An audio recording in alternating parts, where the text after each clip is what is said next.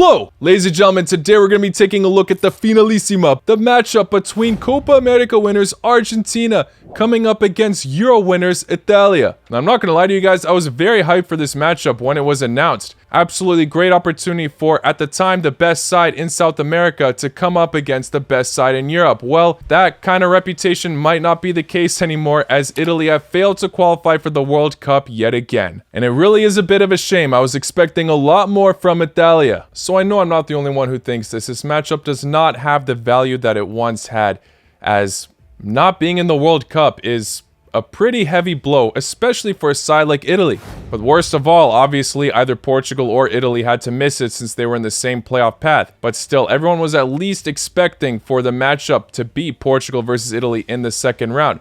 Portugal were able to beat Turkey in the first round, but Italy failed to beat Macedonia. Macedonia scored a beauty in the 92nd minute. Trajkovski, absolute genius. But Italy's poor attacking efforts left them frustrated all game. Yes, they looked dominant, but they couldn't finish the job. Berardi had a terrible attempt on an open goal. The qualifiers in Europe ain't no joke, but still, they blew it to Macedonia. Ever since Italia won the World Cup in 2006, it's just been a downward spiral for them. They got knocked down the group stages in 2010 and 2014, and then they failed to qualify for the World Cup in 2018 and 2022. This is like unheard of. If you were to tell someone back in the day that this would happen, nobody would believe you. Regardless, so they have the opportunity to redeem themselves. They obviously got this final coming up against Argentina, and then also a very tough Nations League group with Germany, England, and Hungary. This is considered the group of death in League A. But yeah, we're obviously going to be going into depth with the Finalissima. I'm not going to be looking at the Nations League, although that's also coming up very soon.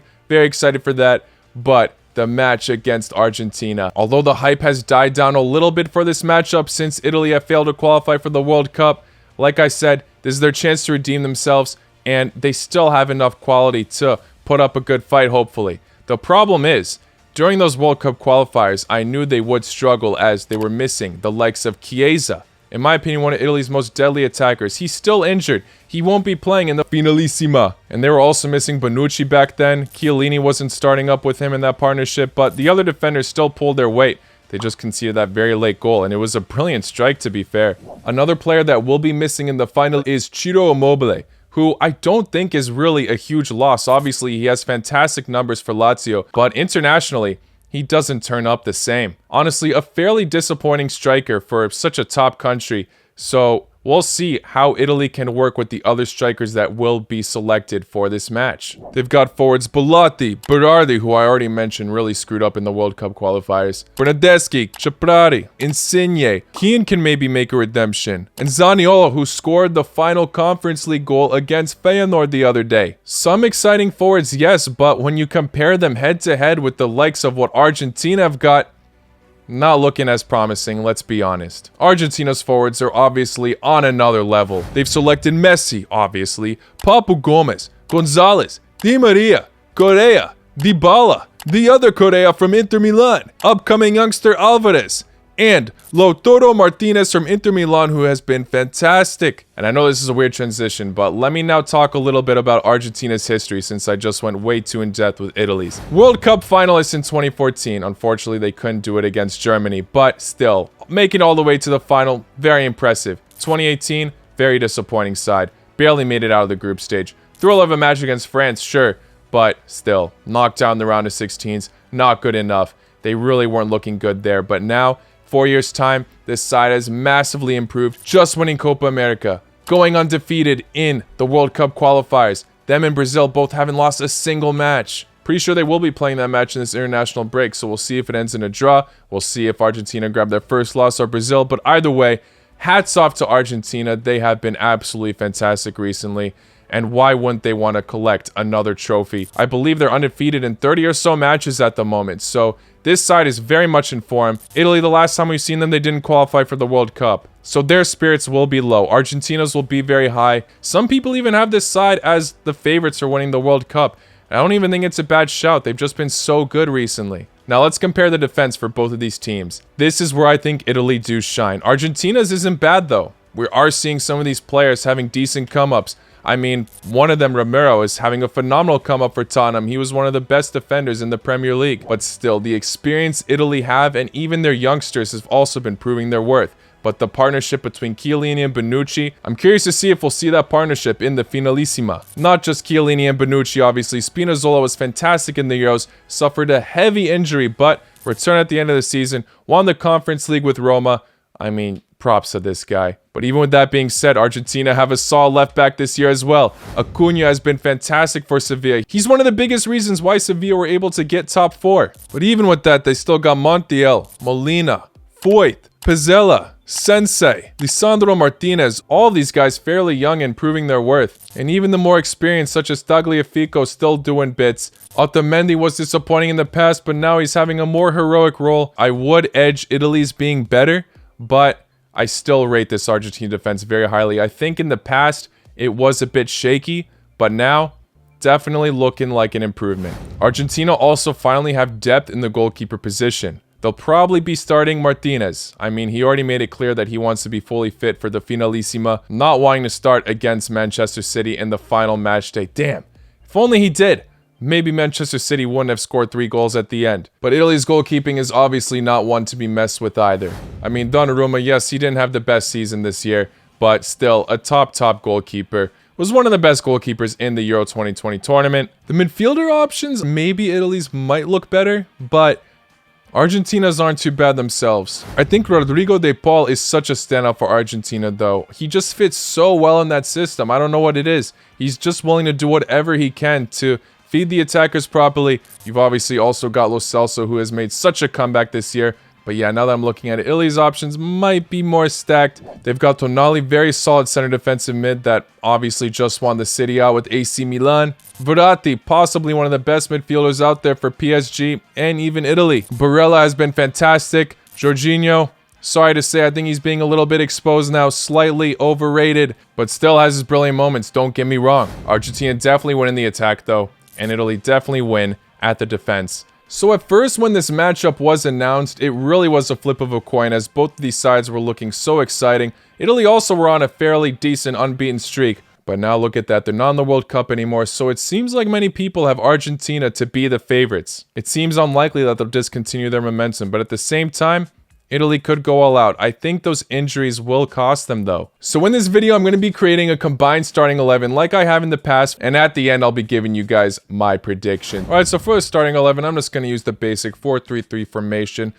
Could have had some other ideas with 3 in the back, but I feel like we got to give the fullbacks some credit. Let's start off with the goalkeeper. Look, don't get me wrong. Martinez has been fantastic for Argentina. Such a hero in Copa America. Honestly, saved Argentina's ass many times, but I think Donnarumma deserves the spot in this starting 11. Yes, he hasn't had the best year. He can prove his worth here, but like I said, the back line, the goalkeeping position, Italy, I think win this. So I don't think some of these others will be a huge surprise after that statement, but still, I will be including one Argentina player in this back line. You'll see. So for the center back role, yes, they might not even be starting for the Finalissima, but I still think this duo is just so freaking good. Yes, both of these players did suffer injury. We haven't seen the best from them. Juventus weren't at their best this season, but what they do for the national team is just unmatched. Such a wall in the back, and I think that they deserve to be in this starting 11. This is the last time we'll be able to include these players probably in a video like this. All right, we'll go for the left back first. I have gone for an Argentinian player here. I could have easily chosen an Italian one, to be honest, but this guy has been absolutely crucial for Sevilla this season. Like I said, one of the biggest reasons why they are in the top 4. Acuna, fantastic. You could have put Spinazzola in there as well, or even Tagliafico. Yes, Alexa Romero didn't make it into this team for me, but we got to put one Argentinian there. Acuna makes it into this team for me. Not easily, but fairly so, yes. So in the right back position, I have gone for another Italian, maybe a bit of a surprise. Gone for Di Lorenzo. Deserves some recognition, maybe not absolutely fantastic like Spinazzola, for example, in the Euros. Honestly, a pretty underrated player. Maybe didn't live up to that expectation this season, but you got to give this guy credit. I could have put one of the many left back options we have into this role and switch it around, but I don't want to do that. I'm going to put an actual right back, and I think Di Lorenzo is the best option. Now for the center mids, this one is a bit tricky. Like I said, I think it's a iffy battle, but I'm going to start off with an Argentinian player since we've already got a decent amount of Italians on the pitch. I just think he deserves a starting role. We're going for De Paul. I could have made this, 4-3-3 formation with the variation with the center attacking mid and put in the likes of, I don't know, Dybala in there, Gomez. But De Paul, I think, is just such a solid option to have there. Very adaptive to whatever system he has to play in. Now, for the other two, both Italians, spoiler, but first I've gone for Verratti. Very gifted midfielder. Love watching this guy. Even when the side doesn't come together collectively, you still always notice this guy on the pitch. And in my opinion, one of the best midfielders in Italy. Even better than Jorginho, yes. And who's that other midfielder we're selecting? Not Jorginho. Yes, I know he was in contention to win the Ballon d'Or, but I'd rather give a starting 11 role to Barella. On his day, a very solid player for Inter Milan and his country. Now, Italy might look like they're absolutely winning this race, but you know what? I don't think any attackers make it. Yes, maybe Chiesa could have fit in there, but he's not even going to be playing in this matchup, so we're going to be forgetting about him for this video. Unfortunately, his injury definitely costs him a potential starting role for this combined 11. I'm going with all Argentinians here. Let's start off with the least surprising pick, Messi. I mean, what a player. This might be the last year we'll see him play for Argentina.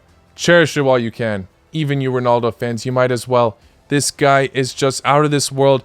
I'll be sad when him and Ronaldo both decide to leave. Yes, Messi didn't have the best year for PSG, but he still racked up loads of assists. Got unlucky for some of the goals.